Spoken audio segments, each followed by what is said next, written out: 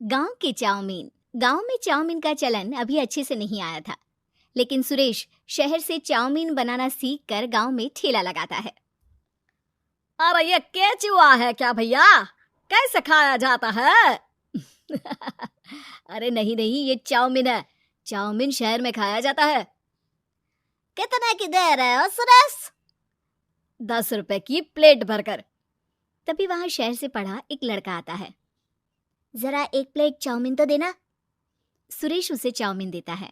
उसे चाउमीन खाता देख गांव वाले भी उससे चाउमीन ले लेते हैं और खाने लगते हैं। अरे वाह सुरेश भैया, कमाल की बनाए हो। 2 प्लेट मेरे बच्चों के लिए भी पैक कर दो। बस फिर क्या था, सुरेश का ठेला लगता है और चाउमीन खरीदने वालों की लाइन लग जाती है।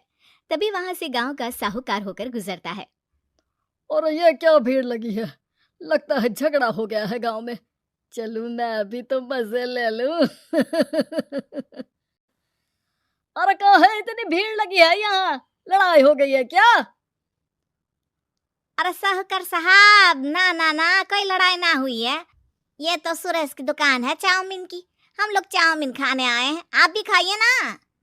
साहूकार चाउमीन खाता है और सुरेश की तरफ देखता है, जो सारे दिन के पैसे गिन रहा होता है। अरे सुरेश, क्या लागत है इस काम की?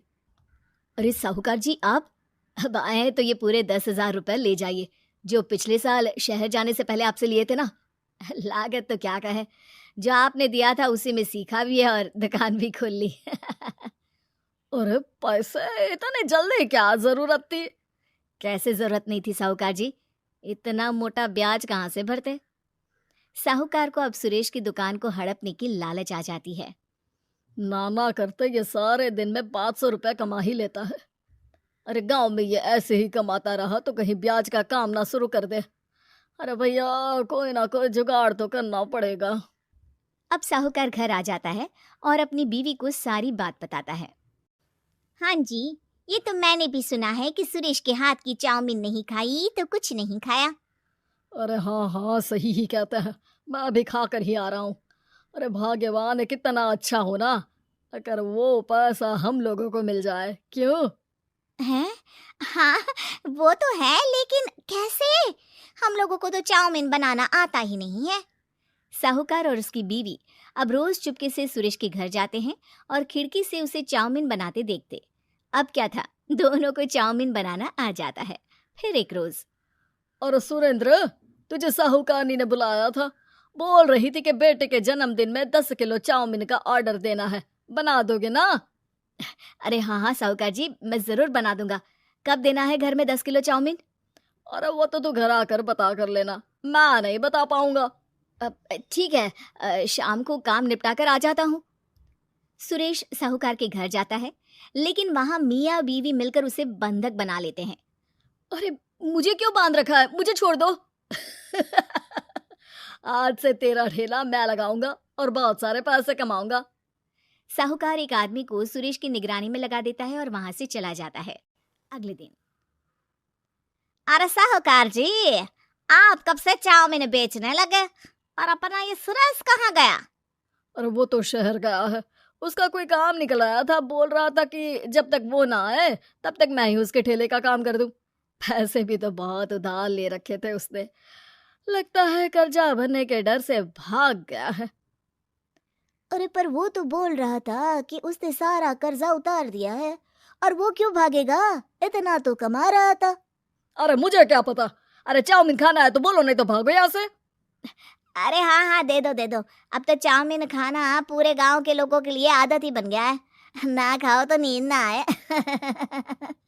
हाँ हाँ, तो लो और निकालो 50 रुपए। 50 रुपए क्यों? सुरेंद्र तो 10 रुपए में देता था। अरे वो पागल था, मैं थोड़ी ना हूँ।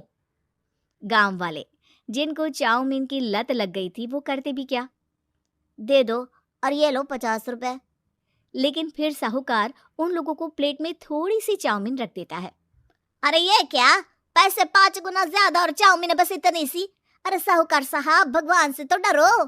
बस फिर क्या था, साहूकार की मन मर्जी चलने लग जाती है और गांव वाले करते भी क्या। एक रोज, मुझे तो लगता है कि सुरेश को साहूकार ने मार डाला होगा, क्योंकि उसका काम इतना अच्छा चल रहा था। फिर वो क्यों जाता, और वो भी साहूकार के हवाले दुकान करके? ना बाबा ना। अगले रोज भाग्यवान, देखो तो जरा, इस सुरेश भी ना कितना पागल था। जिस काम से वो ज्यादा पैसे बना सकता था उससे इतने कम पैसे छाप रहा था। 50 रुपए प्लेट में भी गांव वाले खूब खा रहे हैं चाउमीन। हाँ जी, और जितने में वो लोगों को 10 प्लेट खिलाता था भर भर कर हम लोग उतने में 20 प्लेट बना रहे हैं, क्यों जी?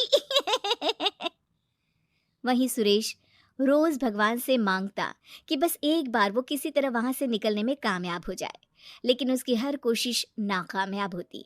फिर एक दिन, अरे भाग्यवान, ऐसा कुछ करो कि चाउमीन बनाने का खर्चा आधा हो जाए, जिससे हम लोगों को और मुनाफा हो। ना जी, मुझे तो कोई तरकीब ना सूझ रही। अरे सुनो, एक काम करते हैं, चाउमीन बनाने में जो सब्जी लगती है वो मंडी में लेने तुम देर रात चली जाना। तब तक वो सारी सड़ी गली सब्जी जो दुकानदार वहीं फेंक जाते हैं वो उठा कर ले आना फ्री में। अरे वाह जी वाह, आप तो बहुत समझदार हैं जी। बीवी वैसा ही करती है, लेकिन अब लोग चाउमीन खाते तो मुंह बनाकर। फिर एक बार, अरे राम राम राम, ये पेट में दर्द काहे हो रहा है? आई, आई, आई, आई, आई। हाय रे हाय, मेरा भी पेट दर्द के मारे फटा जा रहा है। सभी को शक हो जाता है कि उन लोगों को चाउमीन खाने से ही ये बीमारी हो गई है। वहीं दूसरी तरफ जो आदमी सुरेश की निगरानी कर रहा था वो सो रहा होता है और मौका देखकर सुरेश वहां से भाग जाता है। सुरेश गांव वालों के पास जाकर उन्हें सब कुछ बता देता है। बस अब क्या था, साहूकार के घर पुलिस पहुंच जाती है। चलो, तुमने गांव के लोगों को खराब सब्जी वाली चाउमीन खिलाकर बीमार किया और सुरेश को बंधक बनाया। तुम्हें इसीलिए हम गिरफ्तार कर रहे हैं। साहूकार को पुलिस ले जाती है और फिर अगले दिन से सुरेश का ठेला गांव के बाजार में लग जाता है, जहां अब पहले से ज्यादा भीड़ होती है।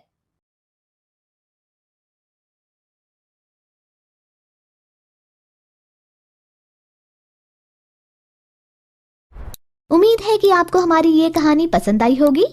कृपया हमारे चैनल को सब्सक्राइब करें और सभी अपडेट्स के लिए बेल आइकन जरूर क्लिक करें। और हाँ, वीडियो लाइक और शेयर करना मत भूलिएगा। Bye bye.